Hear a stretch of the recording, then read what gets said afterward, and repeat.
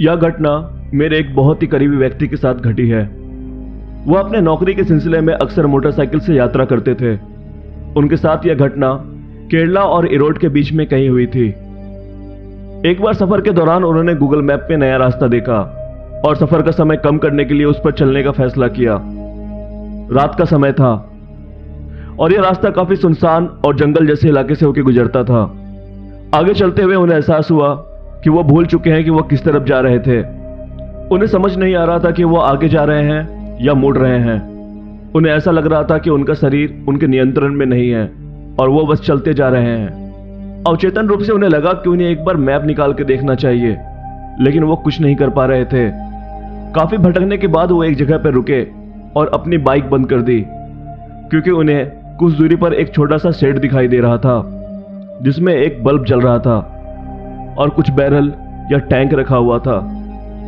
उन्हें यह देखकर आश्चर्य हुआ कि जले हुए बल्ब में एक आदमी की छाया दिखाई दे रही थी जो असामान्य रूप से बड़ी हो रही थी। यह देख उनके पसीने छूट गए।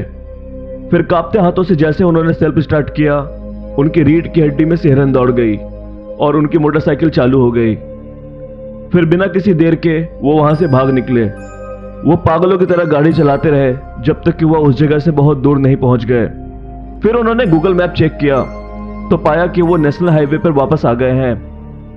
कुछ दूर आगे चल के सर्विस लाइन में एक पुलिस बैरिकेड भी मिला, जिसमें कुछ पुलिस वालों को देखकर उन्हें राहत महसूस हुई और वह उनके पास जाके रुक गए। उसे देखकर पुलिस वालों ने पूछा कि क्या गड़बड़ है। फिर उन्होंने पूरी घटना उन्हें बता दी, जिस पर उन्होंने बताया कि आपको इस तरफ जाने के लिए किसने कहा, खासकर इस समय। कुछ लोगों ने बताया है कि एक निश्चित समय के दौरान वहां पर बहुत सारी गुप्त क्रियाएं और काला जादू होता है, इसलिए कृपया सावधान रहें और नेशनल हाईवे पर ही रहें।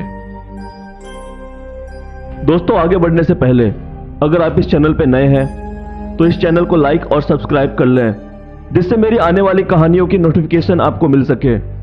तो चलिए अगली कहानी की तरफ।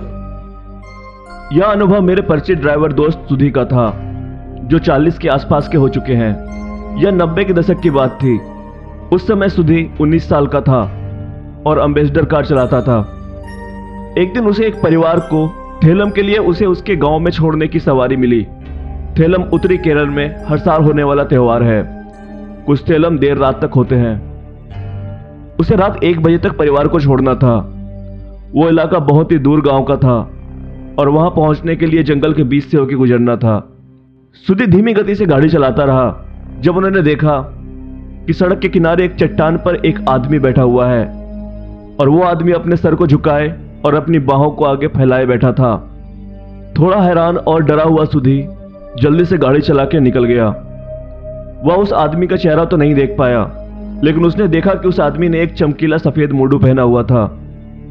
मुंडू एक विशेष प्रकार की धोती होती है जिसे सिर्फ खास मौके पर पहना जाता है, ना कि आमतौर पे। सुधी ने उस परिवार को तय समय से पहले उसके घर पहुंचा दिया। अब वो जल्द से जल्द घर वापस जाना चाहता था। रात के 1 बज चुके थे और वो अकेला ही लौट रहा था। वापस लौटते समय सुधी यह पता लगाने की कोशिश कर रहा था कि उसने उस आदमी को कहां देखा था, लेकिन वह उस आदमी को ना तो ढूंढ पाया और ना ही उस जगह का पता लगा पाया। कुछ देर बाद सुधी को टॉयलेट करने की इच्छा हुई। उसने अपनी कार रोकी और अपनी पुराने स्टील की टॉर्च निकाली और सड़क किनारे टॉयलेट करने लगा। उसे एक डरावना सा एहसास हो रहा था। उसने इधर उधर देखा, लेकिन उसे कुछ भी नहीं दिखा। फिर उसने धीरे से टॉर्च की रोशनी को ऊपर की तरफ किया तो उसने देखा कि कुछ दूर एक पेड़ के तने में एक लाश लटक रही है। वो लाश अंडरवियर में थी और हवा के साथ धीरे धीरे घूम रही थी। सुधी की रीढ़ की हड्डी में सिहरन दौड़ गई, लेकिन किसी तरह हिम्मत करके वो अपनी कार तक वापस भागा। कार चलाने से पहले सुधी ने हिम्मत जुटाई और एक बार फिर उस दिशा में देखा। उसने उस चमकदार सफेद मुंडू को पहचान लिया था जिसके सहारे वो लाश झूल रही थी। यह बहुत पुरानी घटना है जो मेरे मामा के साथ घटी थी।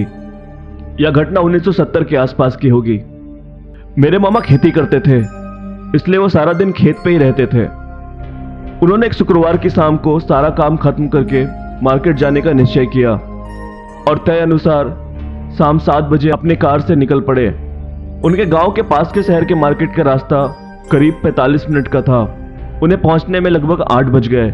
मामी ने कुछ कपड़े खरीदे और उन्हें होटल में खाना भी खाया। होटल में खाना खाते समय मामा की मुलाकात उनके एक पुराने दोस्त से होती है और वे बातें करने लगते हैं। लेकिन तभी मामा को एहसास होता है कि देर हो रही है और उन्हें घर पहुंचने के लिए अभी 1 घंटे का सफर तय करना होगा। वे जल्दी से होटल से निकल गए। उस समय 11:30 हो चुके थे।